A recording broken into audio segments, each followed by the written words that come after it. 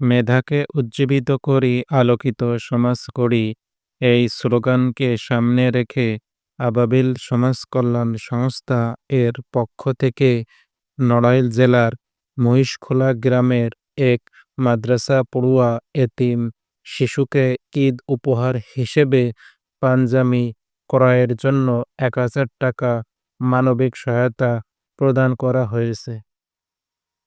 উত্তোলন ১,০০০ টাকা, খরচ ১,০০০ টাকা। আবাবিল সমাজ কল্যাণ সংস্থা, মানবতার সেবায় আমরা প্রতিশ্রুতিবদ্ধ। আবাবিল সমাজ কল্যাণ সংস্থার পুরাতন ফেসবুক পেজটি নষ্ট হয়ে যাওয়ার কারণে এই আপডেটটি পুনরায় প্রকাশ করা হলো। আল্লাহ আমাদের এই ক্ষুদ্র প্রচেষ্টাকে কবুল করুন এবং সকল সহযোগীদের উত্তম প্রতিদান করুন।